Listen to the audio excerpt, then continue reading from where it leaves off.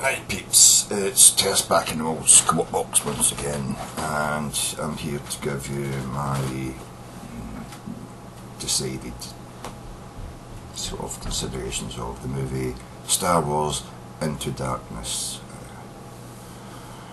To be honest with you, I don't know why it's called Into Darkness. There doesn't seem to be any real specific reason why it should be called Into Darkness. There's one thing that happens in the movie, well, I won't tell you what it is, which you might consider as falling into darkness, but you know, there's no place where the ship's plunged into darkness with no other power or anything like that. There's nowhere where they go through a wormhole into a dark universe, or nothing like that happens, you know what I mean? There's no descent into darkness. It doesn't, I don't know why they called it Into Darkness. There's probably better names they could have come up with. Laziness, and I think on the part of the publicists and the producer, directors and stuff, whoever named the movie, the writers. Another thing about it is I found a lot of correlation between other Star Trek storylines and this movie, as if they didn't really know, apart from maybe the first, I don't know, the first 20-30 minutes.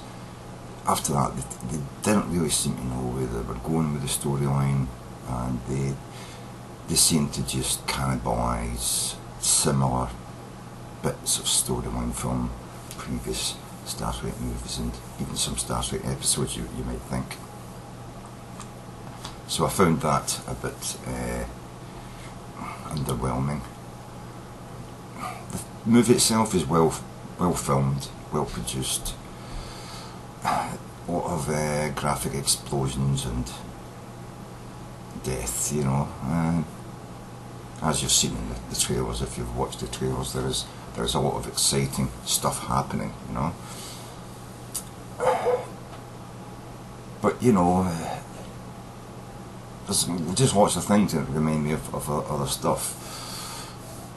There's a bit in one of the, I think it's in the Star Trek, either one of the Star Trek series we spot, or a Star Trek movie where they're going up in a lift that's going up from a mining planet, and somebody has to go onto the roof of this lift that goes all the way up into the atmosphere, you know, and then they've got to get inside before they go out to leave the atmosphere, or you'll perish by not being able to breathe. And that kind of reminds me of one of the large scenes in the movie Into Darkness. It's not a mine shaft, a mining lift going up from a planet into the atmosphere, but they are on the roof of something high in the sky, and it's to me it was like yeah, whatever, you know. But it's an exciting scene, I suppose, for some people who like the Star Trek genre, you know. I like Star Trek genre. I don't dislike it. I just thought it was poor writing to just try and copy and paste in snippets of other movies and episodes of the Star Trek series. So, and the ending was pretty poor. Complete lack of thought into bringing you something new. Cliffhanger, even, you know. Nothing, you know. But some people might say it is a huge nod to a previous ending of a Star Trek movie that ended as a sort of opener to the movie after it. So yeah, there is that. There is a huge nod to that end and start of two previous movies. But again, I think that's just a lack of imagination on the part of the writers and the storytellers of the Star Trek universe, you know. There's also a huge giveaway. I mean, I'm determined not to give you any spoilers, but there is a part in the movie that is a huge spoiler for the end of the movie itself, you know. Completely ruins the whole idea of what's going on, and the nod to the previous Star Trek movie, which one of the end sequences, you would be believing that this is going to be the end, and this is going to be the, you know, the intro to a cliffhanger for the next movie.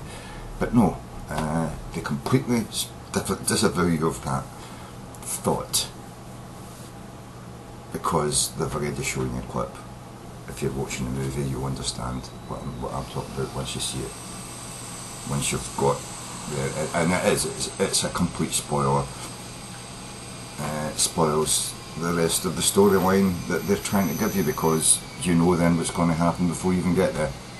You know why that scene was shown, and you know exactly what it means for the end of the movie. And it's a pisser, you know. Anyway, that's my take on it. I think it lacked a depth of imagination. It's well filmed, sounds great, the acting, it's Star Trek acting, so yeah, okay. You know, it's a pretty good movie all round. It's a pretty good movie. I'd give it sort of like a 6.8 or something like that, you know. It's entertaining, it was fun, but it could have been so much better. It could have been a 9 if they'd have put some money into coming up with some new storylines, you know what I mean? I mean, how hard is it in a Star Trek universe, for fuck's sake, to find something new that we haven't seen before on Star Trek, you know?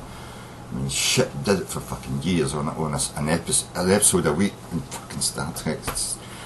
They could have taken an episode and just expanded it into a huge fucking full-blown movie, instead of taking snippets and bits and pieces from previous movies and previous episodes and sticking it together, thinking, yeah, there we go, that's going to fucking do it, you know.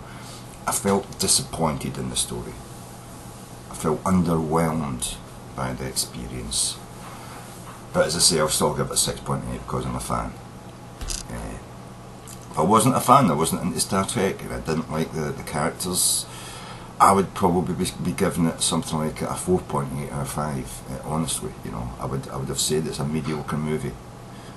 I'm only giving it a 6.8 because I like the Star Trek genre. So, you know, I'm being honest with you why I'm giving it a high mark.